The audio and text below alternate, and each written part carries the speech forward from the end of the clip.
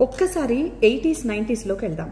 అమ్మమ్మ, నానమ్మ, తాతయ్యలు, పెద్దమ్మ, పెదనాన్న, చిన్నమ్మ, చిన్నాన్న ఇలా దాదాపు ప్రతి ఇల్లు కళకళలాడేది. చుట్టూ బంధువులు, మనవాళ్లు ఉండేవారు. రాత్రైతే చాలు అమ్మమ్మో నానమ్మో వెరైటీ కథలు చెప్పేవారు. ఇక హాలిడేస్ వస్తే ఆ సందడే వేరు. అమ్మమ్మ దగ్గరికి ఎప్పుడు వెళ్దామా, తాతయ్యతో ఎప్పుడు ఆడుకుంటామా, పొలం గట్టునో కాలు ఒడ్డునో సరదాగా ఎప్పుడు తిరుగుతామా అని ఉత్సాహంగా ఎదురు చూసేవాళ్ళం. కానీ ఇప్పుడు ఆ పరిస్థితి మొత్తం యూటర్న్ తీసుకుంది. చిన్న కుటుంబం, చింతలేని కుటుంబం అంటూ అమ్మ, నాన్న, ఒకరు లేదా ఇద్దరు పిల్లలు. అసలు ఫ్యామిలీ అంటే ఇంతే.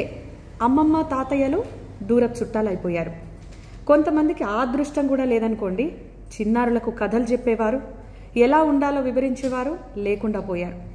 ఇదిగో ఈ లోటును పూడ్చడానికే ఓ సంస్థ అవ్వ తాతలను అద్దెకిచ్చే కార్యక్రమాన్ని ప్రారంభించింది. ఆగ్రాలోని రామ్లాల్ వృద్ధాశ్రమం ఇండియాలో ఫస్ట్ టైం ఇలాంటి ప్రోగ్రాంకి శ్రీకారం చుట్టింది.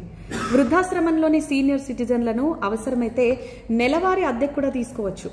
ఇందులో సగం అద్దెను సీనియర్ సిటిజన్లకు ఇచ్చి మిగిలిన మొత్తాన్ని వృద్ధాశ్రమం నిర్వహణకు ఉపయోగిస్తారు.